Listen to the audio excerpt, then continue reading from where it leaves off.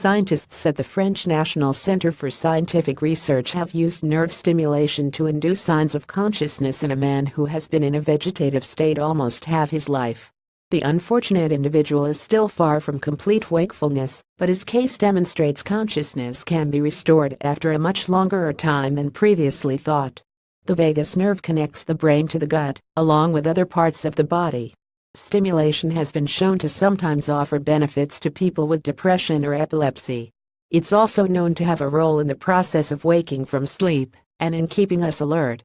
Putting these pieces together, Dr. Angela Sirigu wondered if it could play a role in restoring consciousness to patients with unresponsive wakefulness syndrome. The longer a person is in a vegetative state, the less likely they are to recover, particularly of their own accord. In order to be confident any responses were a result of their intervention, Sirigu sought the patient who had gone the longest without improvement.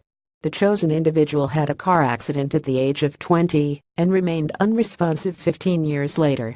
After a month of stimulation of the vagus nerve with a current of around 1 milliamp, the man was able to turn his head on request.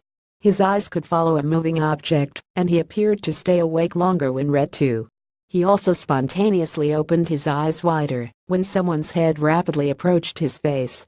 Sirigu reports in Current Biology that electroencephalogram EEGs also showed increased brain activity, including in the theta waves used to define the differences between states of consciousness. Metabolic activity was found to have increased in the cortex and subcortex, indicating a need for more fuel among brain cells. These tests led doctors to upgrade the patient's status from unresponsive to minimal consciousness, and Sirigu to conclude in a statement brain plasticity and brain repair are still possible, even when hope seems to have vanished. PET images compare brain activity by region before and 3 months after vagus nerve stimulation. A year without increases in consciousness has been identified as the point where waking is unlikely to occur, and after 15, progress is rare indeed. The vagus exerts its influence on the brain by inducing the release of the hormone norepinephrine, also known as noradrenaline.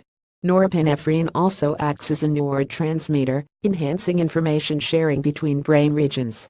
Sirigu and co-authors note that, besides bringing hope to the loved ones of those who are in states of limited consciousness, their observations provide insight into where consciousness lies within the brain. The work, they write, identifies the parietal cortex as a major player in guiding the expansion of neural activity across brain regions, promoting further study on this part of the brain.